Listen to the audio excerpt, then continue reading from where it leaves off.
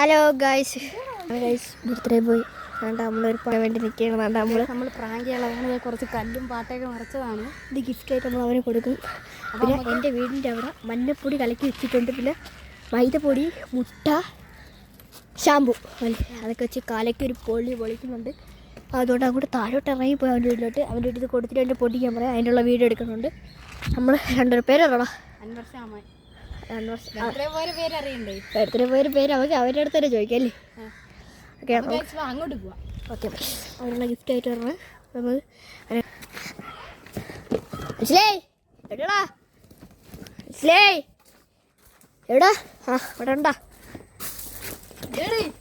Gift ഓടെ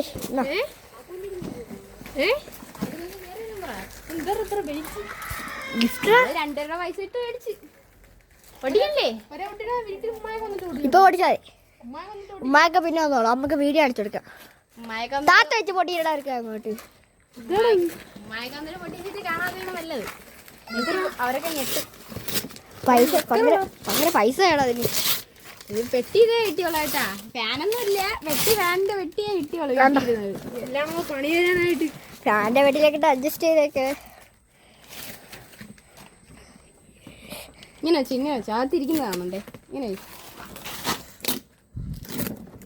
ചെറുക്കൻ എന്തൊക്കെ പ്രതീക്ഷിച്ചിരിക്കാൻ തുറക്കുന്നതിന് എന്താണ് പ്രതീക്ഷ ഇതിന്റെ അകത്ത്? ഞാൻ ഇതിന്റെ അകത്ത് മുട്ടായാണെന്ന് മുട്ടായി മാത്രമേ ഉള്ളൂ. കൺഫേം ആണ്. മാറ്റി പറയത്തില്ല. ഇത് ചെലവടത്തണം കേട്ടോ.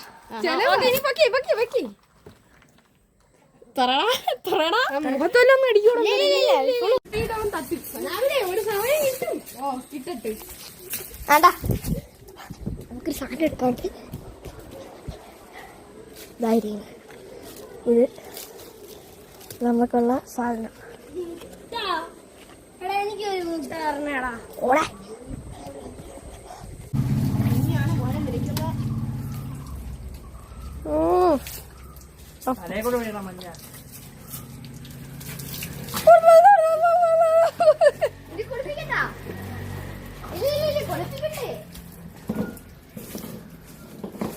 മനസ്സിലെ ഹാപ്പി ആയ ഇങ്ങോട്ടേക്കാണ്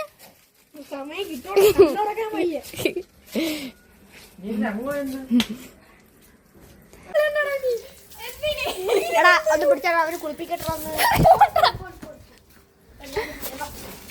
മുടിക്ക് നല്ലതാണ്ടാ മഞ്ഞപ്പൊടി.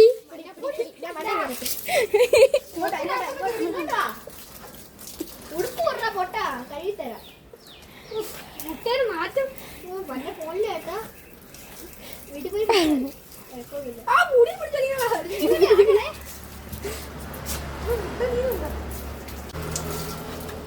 തലേന്നൊക്കെ മഞ്ഞ ഒലിച്ചിറങ്ങണുണ്ടാ ഗൈസ്.